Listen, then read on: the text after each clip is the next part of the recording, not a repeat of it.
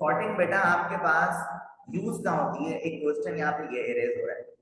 Sorting कहाँ use होती है? मिसाल के तौर पे हम मिसाल के तौर पे आपके पास ये एक डेटा आपके सामने मौजूद है और इस डेटा में एक प्रोडक्ट है आपके पास, एक क्वांटिटी है और एक आपके पास क्या है? प्राइस है। सही है। अब 10 बिस्किट्स की जो प्राइस है वो कितनी है? 350। बर्गर की कितनी है भाई? तो इसमें सॉर्टिंग कैसे अप्लाई होगा?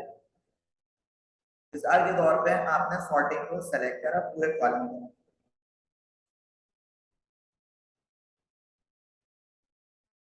पूरे कॉलम को आपने सेलेक्ट करा और सेलेक्ट करने के बाद होम होम के ही आप राइट हैंड साइड पे देखें, यहाँ पे लिखा हुआ है सॉर्ट एंड फिल्टर। क्या लिखा हुआ है? Sort and filter. अब सॉर्ट एंड फिल्टर देखो क्या लिखा हुआ है। या तो आपको स्मॉलेस्ट से लार्जेस्ट पे जाना है या आपको लार्जेस्ट से स्मॉलर पे जाना है। अब ये यूज का होता है, जैसे हम लोग जब रिजल्ट बना रहे होते हैं मार्कशीट, हम क्या करते हैं? 100 बच्चों की मार्कशीट है, एक एक की थोड़ी देखेंगे या एक एक की थोड़ी उठा के डेटा रखेंगे। हम करेंगे सॉर्ट। क्या करेंगे? सॉर्ट। मैं सॉर्टिंग का कौन सा फंक्शन अप्लाई करूंगा? Greater to smaller. जिस बच्चे की परसेंटेज सबसे ज्यादा होगी वो ऊपर आ जाएगी, फिर उससे नीचे, फिर उससे नीचे, तो ऑटोमेटिक आपका डेटा अरेंज हो जाएगा। आपको ये करने की जरूरत नहीं है। जैसे वर्ड में ये मसला है, वर्ड में सॉर्टिंग का इश्यू आता है कि भाई वर्ड में तो आपको एक एक डेटा उठा के रखना होगा। अच्छा इसकी ज्यादा है, कॉपी करा पेस्ट करा, कॉपी करा पेस्ट करा। लेकिन एक्सेल में आपके पास सॉर्टिंग वो प्रोसेस होता है जिसमें आप क्या करते हो, जैसे ये आपके पास अभी जो आपके पास डेटा मौजूद है इसको अगर मैं स्मॉलेस्ट टू लार्जेस्ट कर दूं तो आपने देखा क्या हुआ? स्मॉलेस्ट टू लार्जेस्ट में क्या हो गया? सर जिसकी प्राइस कम थी, जिसकी क्वांटिटी कम थी, जिसका प्रोडक्ट कम था वो सभी चेंज होगा, सिर्फ प्राइस थोड़ी चेंज होगा। तीनों चीजें चेंज हुई हैं आपके सामने। सही है। बिल्कुल। इस चीज को हम कहते हैं सॉर्टिंग। क्या कहते हैं? लेकिन सॉर्टिंग में मैं आपको एक और बात बता दूं। अब मेरे पास है 2016 का एमएस ऑफिस, इसमें सॉर्टिंग रखा हुआ है सामने। कुछ वर्जन पुराने हैं, उसमें सॉर्टिंग जो है वो किसी टैब में होता है, किसी टैब में होता है। अब तुम लोग को जो मसला आ रहा है वो मुझे पता चल गया है कि सर कौन से टैब में कौन कौन सी चीजें, ये तुम लोग को पता होना चाहिए। जैसे पेज लेआउट टैब में क्या होता है सर, फॉर्मूला टैब में क्या होता है,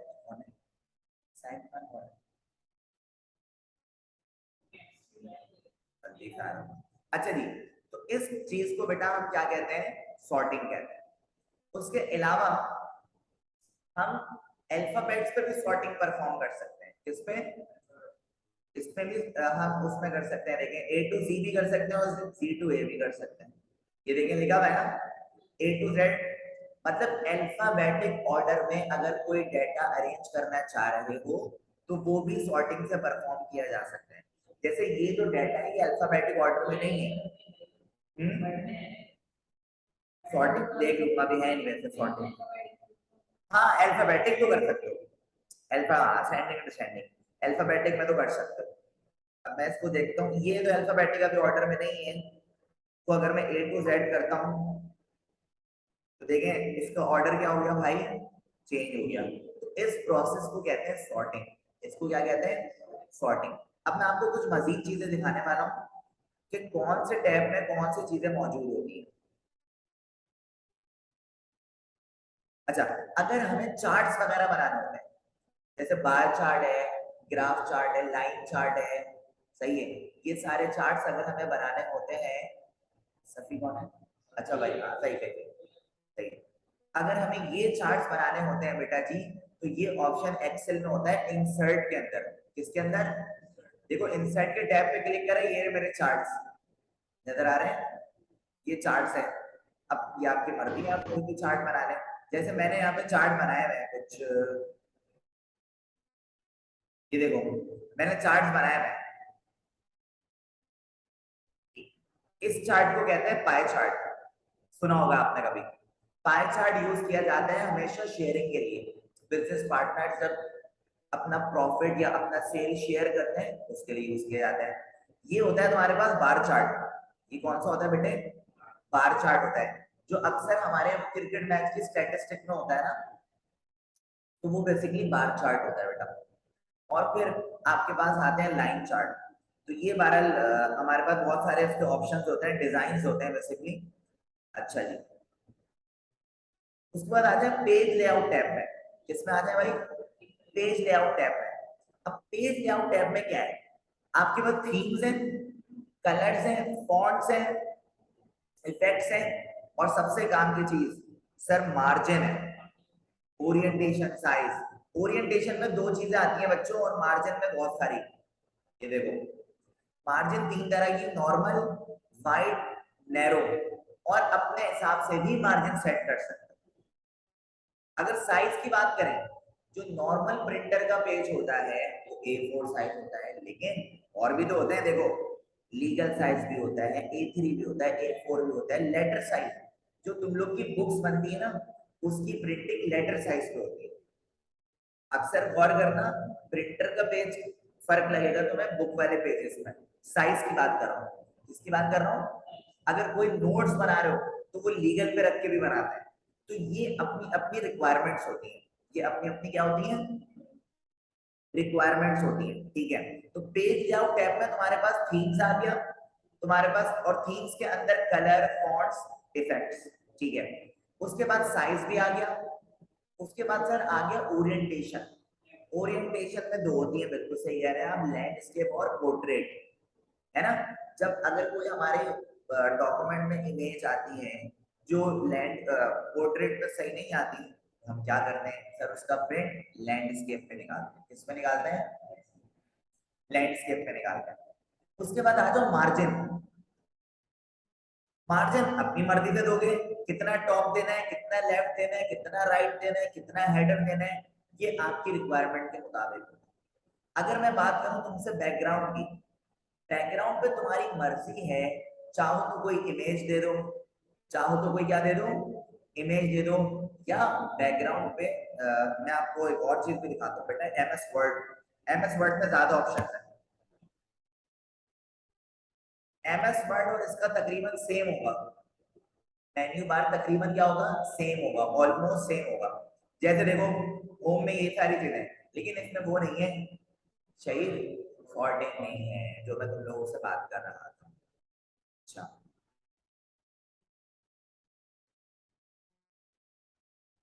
अच्छा, इसमें जो थीम्स का ऑप्शन है वो किसमें? डिजाइन में, डिजाइन के उसमें टैब में। तो याद रखना, वर्ड और उसमें थोड़ा सा फर्क आ रहा है, चीजें वही है, अरेंजमेंट चेंज है। क्या चेंज है? अरे यार, अच्छा जी। अब डिजाइन में इधर और भी चीजें हैं।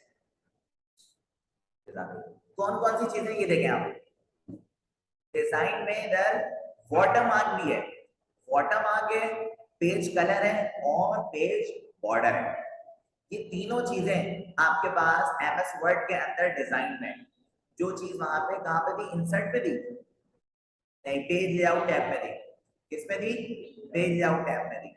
अब इसमें वाटर मार्क का तो तुम लोग को पता ही है, अपनी मर्जी से कस्टम वाटर मार्क कर लो, जो चाहो आ जाएगा। सही है, हर कोई लगाता है अपना डॉक्यूमेंट में। पेज कलर का भी तुम लोग को पता है, कोई भी सेलेक्ट करो। पेज बॉर्डर कोई भी सेलेक्ट कर सकते हो आप, आपकी मर्जी। अच्छा, अब आ जाए मेरा पेज लेआउट पे। पेज लेआउट पे अब देखो, इसमें वो चीज आ गई, वही मार्जिन, ओरिएंटेशन, साइज। अच्छा, कॉलम, एक पैराग्राफ को आप दो कॉलम में कर लो, तीन कॉलम में कर लो, जितने चाहे कॉलम्स में कर लो, आपकी मर्जी है एमएस वर्ड के अंदर। ब्रेक, कॉलम्स को आप ब्रेक भी कर सकते हो, लाइन नंबर में भी दे सकते हो। जैसे तुमने पूरा पैराग्राफ लिख दिया, तुम चाह रहे हो सर मैं इसको पॉइंट्स में कर दूं, पूरे पैराग्राफ को सेलेक्ट करके लाइन नंबर, तो लाइन 1, लाइन 2, लाइन 3 आ जाएगी। ये काम नॉर्मली हम बुलेट से भी कर सकते हैं, सीरियल नंबर का। हाइफिनेशन क्या होता है? देखो, अक्सर तुम लोगों ने देखा है कि सर एक पैराग्राफ है, एक पैराग्राफ के आखिरी लाइन में अगर वो वर्ड पूरा नहीं हो रहा तो डैश लगा के दूसरी लाइन पे आता है। उस प्रोसेस को कहते हैं हाइफिनेशन। क्या कहते हैं? हाइफिनेशन। अच्छा, फिर आप इंडेंट भी दे सकते हो। आप चाह रहे हो कि आप अपने पैराग्राफ को लेफ्ट इंडेंट दे दो, देखो मैं अगर लेफ्ट इंडेंट बढ़ाऊंगा, देखो बढ़ रहा है। मैं चाहूँ राइट दे दूं, मैं चाहूँ किसी दूसरे पैराग्राफ से पहले स्पेस दे दूं या किसी दूसरे पैराग्राफ के बाद स्पेस दे दूं। तो ये इंडेंट और स्पेसिंग भी आपके पास किसमें आता है बेटे? लेआउट में आता है, पेज लेआउट टैब में आता है। रेफरेंसेस, रेफरेंसेस में जो तुम लोग की सबसे काम की चीज है वो है टेबल ऑफ कंटेंट, जो हर बुक में होता है। टेबल ऑफ कंटेंट में दो आते हैं, एक होता है ऑटोमेटिक टेबल और एक होता है मैनुअल टेबल। सही है, ये है ऑटोमेटिक टेबल, जिसमें आप हेडिंग सेलेक्ट करके इसको क्लिक करोगे ऑटोमेटिक इंडेक्स पेज बन जाएगा। दूसरा है मैनुअल टेबल, आपके पास एक टेम्पलेट आ गया, ये अपनी मर्जी से एडिट कर लो उसको, अपनी मर्जी से एडिट कर लो, तुम्हारा ये टेबल ऑफ कंटेंट बन सकता है। तो ये आपकी मर्जी और आपकी रिक्वायरमेंट के मुताबिक चलेगा। सही, ऑटोमेटिक में, ऑटोमेटिक में भी कर सकते हो। ऑटोमेटिक बनता बाद में, पहले सारी हेडिंग्स को सेलेक्ट करो, उसके बाद ऑटोमेटिक में जाके क्लिक करोगे तब बनेगा। इसमें क्या है, पहले बना लो तुम इंडेक्स, ज्यादातर लोग इंडेक्स पहले बना लेते हैं, आसानी हो जाती है ना। अच्छा, अब निकालो अपने मोबाइल में एमएस वर्ड और एमएस एक्सेल के एमसीक्यूज यहाँ पे रख रहा हूँ सामने विद आंसर्स, जो कि बहुत ही आसान है। उनकी लोगे पिक्चर, आप क्या लोगे? पिक्चर। अरे हाँ हाँ, मुझे तो निकालने के बाद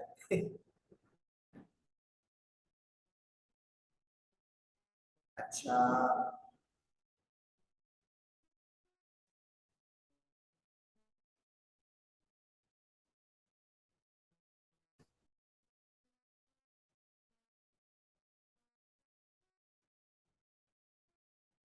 ये पिक्चर ले लो इस चीज की, इन एमसीक्यूज की भाई पिक्चर ले लें आप। ये ऑफिस ऑटोमेशन के इस्तेमाल करते हैं। क्या कुछ कह रहे हो?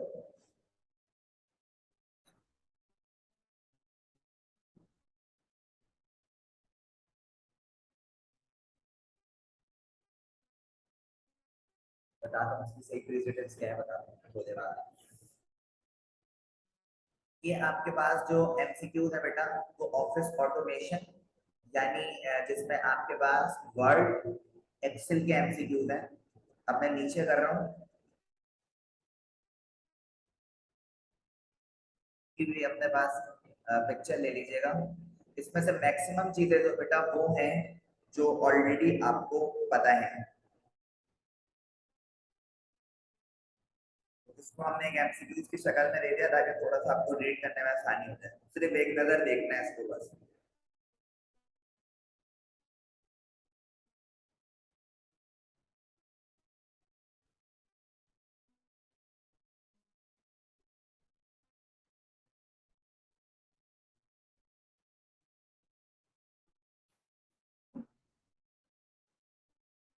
अच्छा जी, उसके बाद आ जाए आप, उसके बाद मैं देखता हूँ और है या नहीं इसके एमसीक्यूज, या 17 ही है? बस 17 ही है। तो ये आपका एक हल्का सा टच हो गया एमएस ऑफिस का। किसका हो गया? एमएस ऑफिस का। पावर पॉइंट तो यार आप लोगों ने बहुत दफा देखा ही होगा, सेम मेन्यू बार होता है। पावर पॉइंट हो, एक्सेल हो या वर्ड हो, मैक्सिमम चीजें सेम है। देखो ना, पावर पॉइंट में देखता हूँ, पावर पॉइंट में देखो वही सारी चीजें, लेकिन फर्क इतना है, फर्क है इसमें सर, इसमें इस डिजाइन में आपके ये पीपीटी के डिजाइन आ जाते हैं और फिर ट्रांजिशन एनिमेशन वगैरह आ जाती है। और एमएस वर्ड और पावर पॉइंट में ये टेबल का ऑप्शन भी होता है, अपनी मर्जी से टेबल बना सकते हो। एमएस एक्सेल में तो सर ऑलरेडी वो स्प्रेडशीट होती है, जिसे हम इलेक्ट्रॉनिक शीट या वर्कशीट भी कहते हैं। ठीक है, अच्छा, अब मैं आपसे बात करने वाला हूँ नेटवर्क्स की। किसकी बात करने वाला हूँ? नेटवर्क्स की। यहाँ तक पहले बताएं, सब कुछ क्लियर हो गया? सब लोग चैट पे रिप्लाई कर चाहिए। दो या दो से ज्यादा डिवाइसेस को किसी एक सिंगल डिवाइस से या सर्वर से आप कनेक्ट कर दें तो आपके पास नेटवर्क बन जाता है। क्या बन जाता है? नेटवर्क बन जाता है।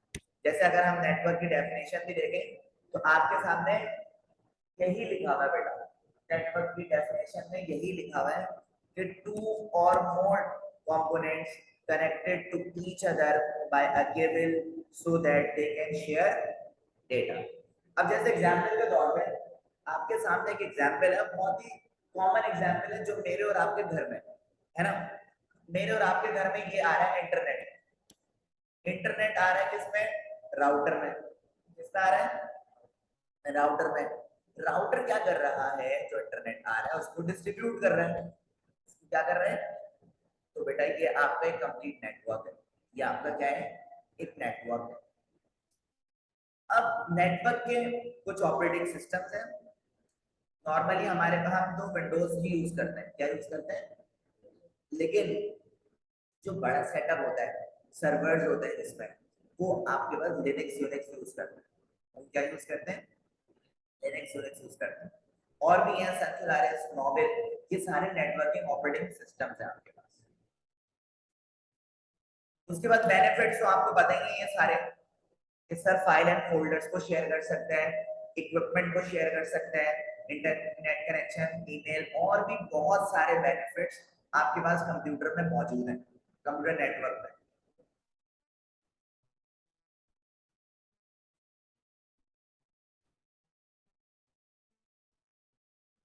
उसके बाद आ जाओ भाई, वेरियस टाइप्स ऑफ नेटवर्क। तीन नेटवर्क्स आपके सामने नजर आ रहे हैं। लैन, लोकल एरिया नेटवर्क, वैन, wide area network, GAN, global area network. इसी तरह एक होता है MAN, metropolitan area network. Metropolitan area network. ये जो आपके पास है बेटे, वैन और पैन जो है ऑलमोस्ट सेम होते हैं। एक आपके पास होता है पैन, पर्सनल एरिया नेटवर्क। ये होता है आपके पास पर्सनल एरिया नेटवर्क, जिसमें सिर्फ आप और आपके दो या दो तीन दोस्त। पर्सनल एरिया नेटवर्क, जिसमें ज्यादा यूजर्स को आप एक्सेस नहीं देते। तो ये आपके पास वेरियस टाइप्स ऑफ नेटवर्क्स है। सबसे पहले और सबसे ज्यादा जो बात होगी ना, वो होगी लैन। इसमें होगी, क्योंकि कॉमनली लैन यूज किया जाता है, लोकल एरिया नेटवर्क। अब देखो, लोकल एरिया नेटवर्क में आपने सिर्फ एक चीज याद रखनी है, कि सर ये लिमिटेड एरिया के लिए यूज किया जाता है। किसके लिए यूज किया जाता है? लिमिटेड एरिया के। जैसे किसी घर में, किसी स्कूल में, किसी लेबोरेटरी में, या किसी ऑफिस के बिल्डिंग में, वहां पे आपके पास जो नेटवर्क यूज किया जाता है वो लैन यूज किया जाता है। जैसे मेरे और आपके घर में कौन सा नेटवर्क है? सर लैन, मतलब इधर भी लैन। लेकिन अगर वैन बनाना है, दो लैन को मिला दो, या दो से ज्यादा लैन को मिला के भी वैन बनाया जा सकता है। ठीक है। अच्छा, उसके बाद आ जाओ, बस वही लैन की कुछ बातें, ऑब्जेक्टिव्स वगैरह।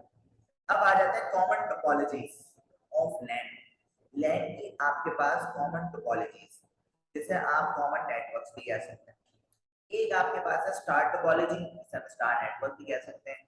एक आपके पास है रिंग नेटवर्क, जिसे आप रिंग टोपोलॉजी भी कह सकते हैं। एक आपके पास है बस टोपोलॉजी, जिसे बस नेटवर्क भी कह सकते हैं। एक होता है हाइब्रिड टोपोलॉजी, और एक आपके पास होता है मैश टोपोलॉजी। ये सारी टोपोलॉजी जो है बेटा जी, ये है आपके पास लैन, इसकी लैन की।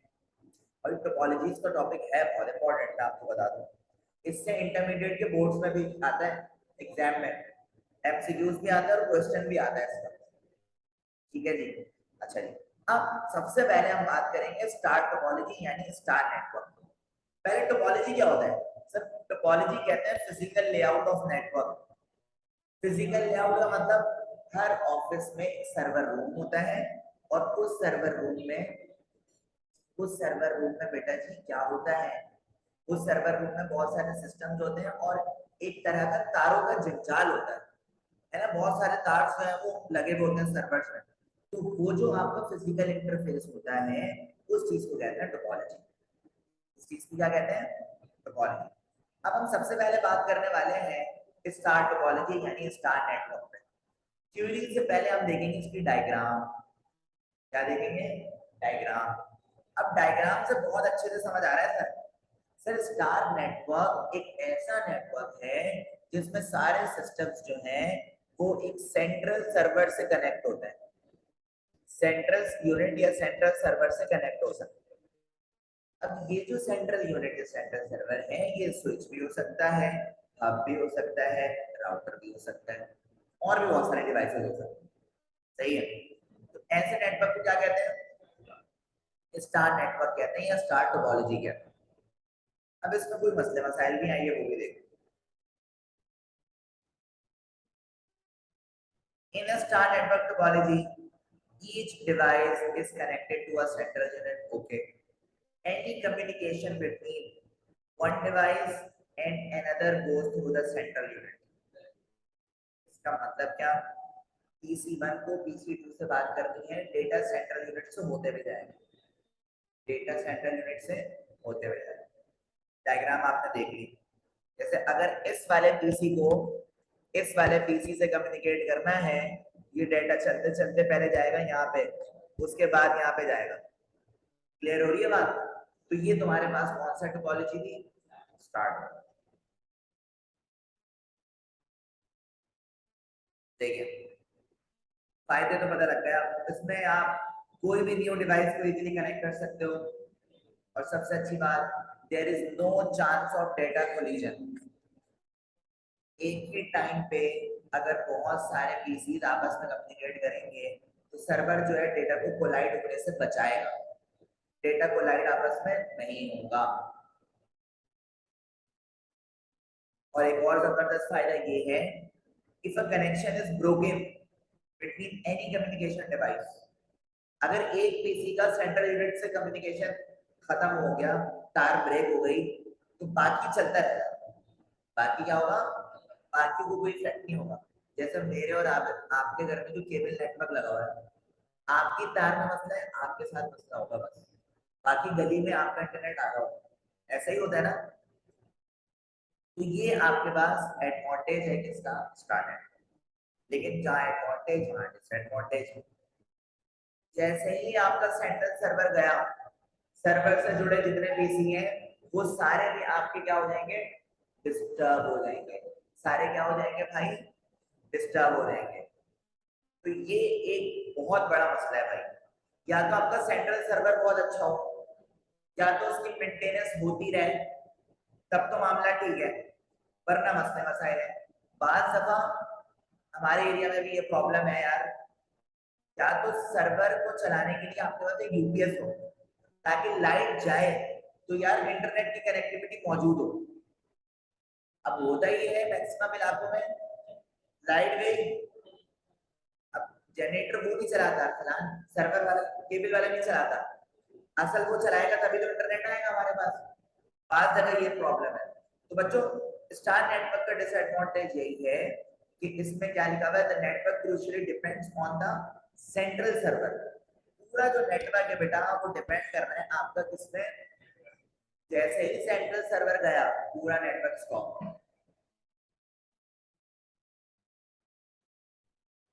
उसके बाद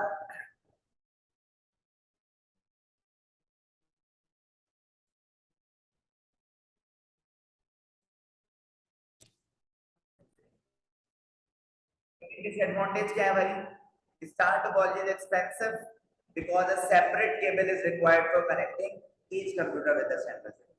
सही है, ये डिसएडवांटेज। अब जो नेटवर्क हमारे पास आ रहा है बेटा जी, उसका नाम है ring network. Ring network is not depending on a single host computer. इसमें कोई सर्वर नहीं होता। ये अच्छी बात है और ये बुरी बात भी है, क्योंकि जब सेंट्रल सर्वर होता है ना, बहुत सारे ट्रबल शूटिंग प्रॉब्लम को मैनेज कर लेता है, लेकिन इसमें तो कोई है ही नहीं। देखो अभी मैं आपको दिखाता हूँ।